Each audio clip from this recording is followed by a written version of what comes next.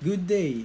I am Carl John Luis Santarin of BS-CRIMINOLOGY 4, and I am here to discuss the topic and activity about forensic chemistry that you have given to us.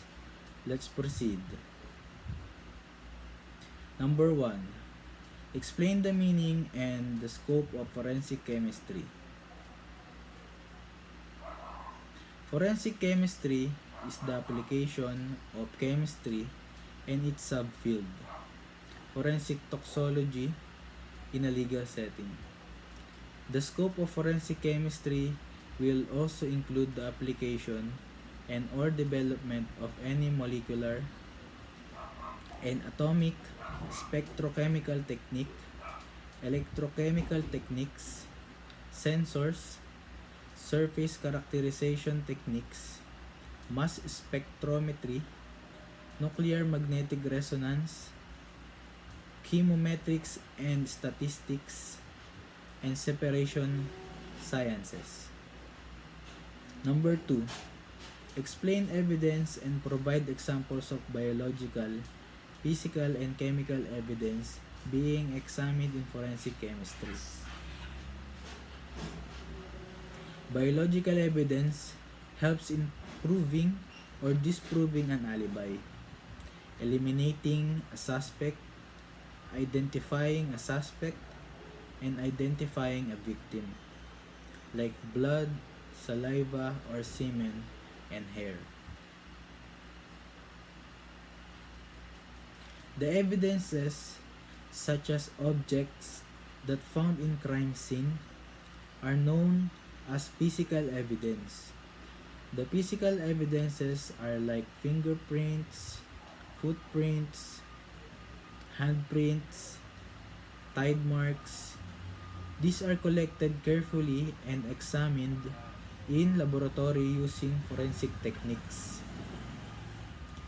Chemical evidence can be any chemicals found on people, various objects, or in solutions, generated as part of a crime and recovered at the scene or a related locations. Example of it is hairs, fibers, soil, glass, controlled substances, or drugs. Number 3. Explain the roles of forensic chemist in scientific criminal investigation. A forensic chemist is a professional chemist who analyzes evidence that is brought in from crime scenes and reaches a conclusion based on tests run on that piece of evidence. A forensic chemist job is to identify and characterize the evidence as part of a larger process of solving a crime. Forensic chemists rarely conduct any investigative work. They handle the evidence collected from the crime scene. Evidence may include hair, samples, paint chips, glass fragments, or blood stains. Understanding the evidence requires tools from many disciplines, including chemistry, biology, material science, and genetics. Kailangan mo taon ko yun. Explain what is witness and distinguish ordinary from an expert witness. An ordinary witness is someone who personally saw or heard something about the crime.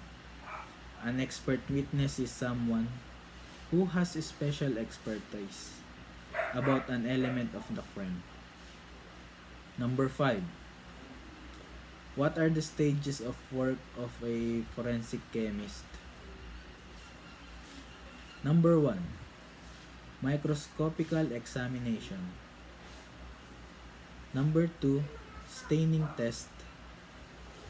Number 3. Salability. And number 4.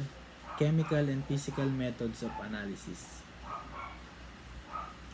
Number 6. Explain the golden rule in the practice of forensic chemistry. The 6 golden rules in the practice of forensic chemistry are: number 1, go slowly. Good work cannot be hurried. Therefore, take all the time necessary to make the case complete. No matter how urgent it may appear or how pressing others may be for the result, it is generally possible to adjourn a case if the work cannot be finished in time. Number 2, be thorough. Make a careful and minute examination of everything and do not be satisfied with a qualitative analysis. If a quantitative one be possible, it always pays to do too much rather than too little, and it is difficult to foresee what will or will not be required in court. Number 3, take notes. Keep a full, neat, and clear record of everything seen and done. Number 4, consult others. Many cases will lead the expert into paths with which he is not familiar, and when this happens, he should consult those who are most likely to know. And number 5, use imagination.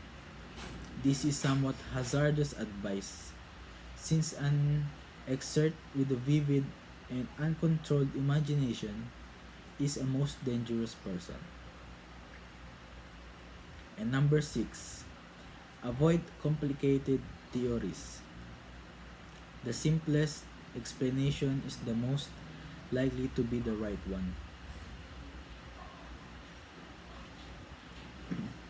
And that's all. Thank you very much.